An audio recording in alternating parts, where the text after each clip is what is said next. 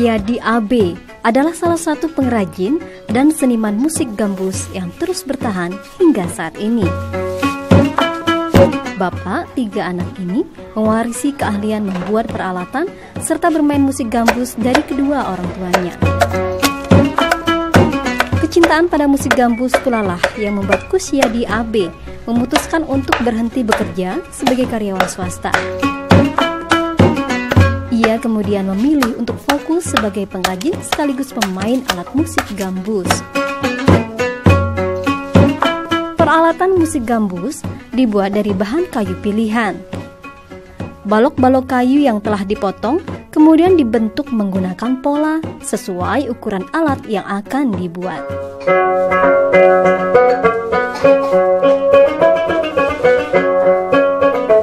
Dibutuhkan waktu sekitar 1 minggu untuk membuat satu gitar gambus. Semua proses dilakukan secara manual, menggunakan beberapa peralatan sederhana seperti kampak dan pahat. Bagi Kusyadi, bermain musik gambus sudah menjadi panggilan jiwa. Tidak sekedar memainkan alat, Kusyadi juga mahir melantunkan berbagai nada-nada.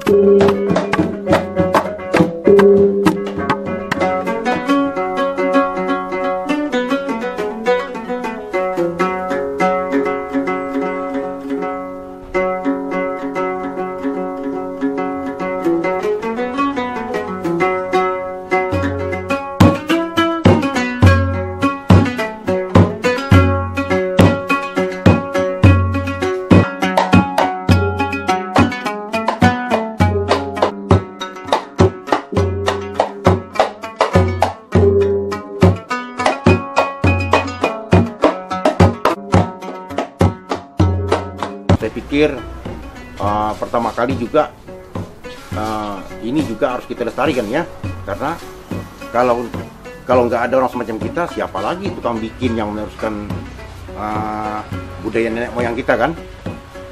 Jadi setelah itu saya berpikir, oh memang harus kita tekuni pekerjaan ini.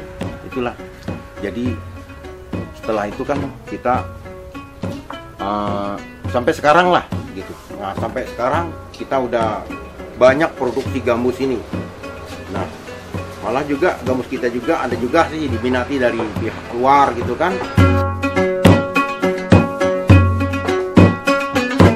Salah satu yang menjadi ciri khas dari gitar gambus Melayu adalah dipasangnya ukiran kepala rusa pada ujung tangkai gitar.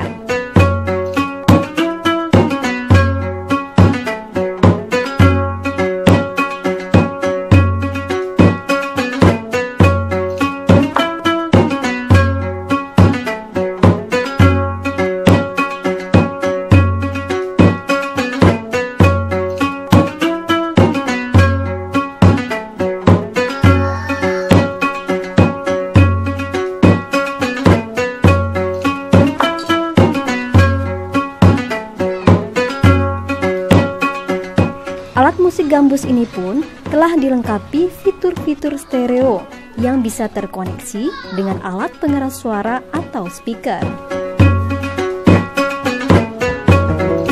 Hasil karya Kusyadi kini telah merambah ke berbagai daerah di Indonesia.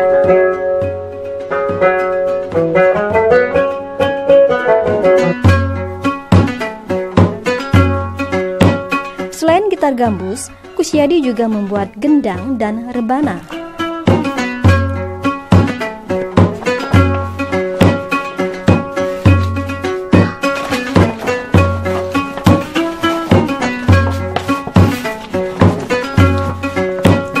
Harga untuk setiap alat musik bervariasi, berkisar 500.000 hingga 1 juta rupiah.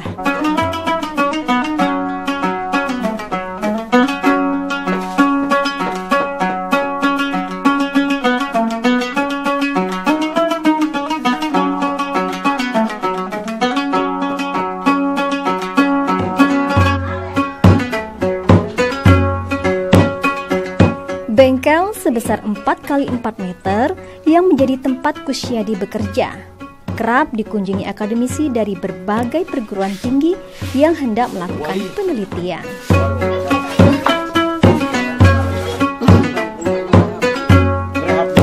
Kusyadi sendiri tetap terbuka berbagi ilmu. Di sela kesibukan membuat alat musik, ia selalu menyempatkan diri untuk berdiskusi.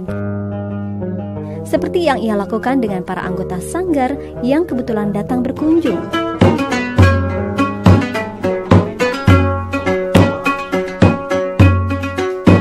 Kusyadi berharap pemerintah ikut serta menjaga kelestarian seni tradisi musik gambus sebagai salah satu khasanah budaya yang bisa dipelajari oleh setiap generasi muda. Herudah Nur, Kompas TV, Bangka Tengah, Kepulauan Bangka Belitung.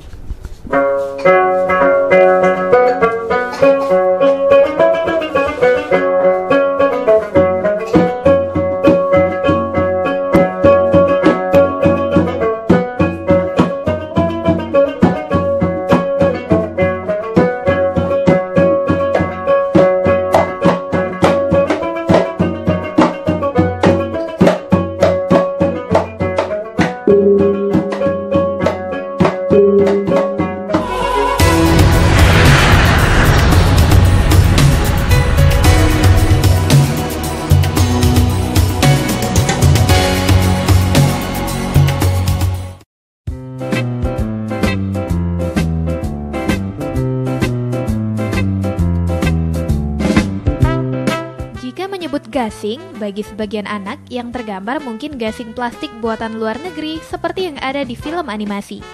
Padahal di Indonesia, gasing adalah permainan yang sudah populer bahkan sejak zaman penjajahan Belanda.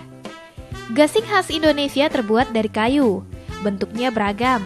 Ada yang bulat, pipih, lonjong, menyerupai jantung, dan seperti piring terbang. Kayu pembuatnya pun beragam, tergantung kayu yang mudah ditemui di daerah tersebut. Di tanah air, gasing memiliki banyak nama. Di Jakarta dan Jawa, dia dikenal dengan nama panggal.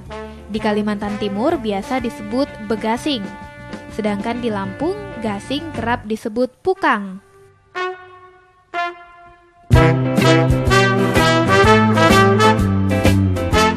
Ada 3 jenis permainan gasing, yaitu gasing adu, gasing bunyi, dan gasing putar. Cara memainkan gasing pun cukup sulit.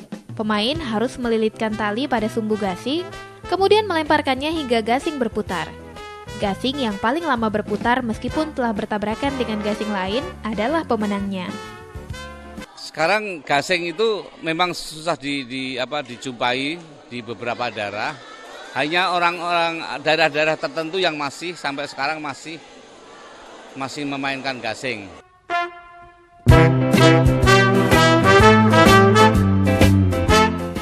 Walaupun seru, permainan ini sebenarnya cukup berbahaya, khususnya untuk permainan gasing jenis adu. Jika tidak hati-hati, pemain bisa terkena pantulan gasing. Karena itulah, gasing lebih sering dimainkan oleh orang dewasa. Sekarang, permainan gasing sulit ditemui.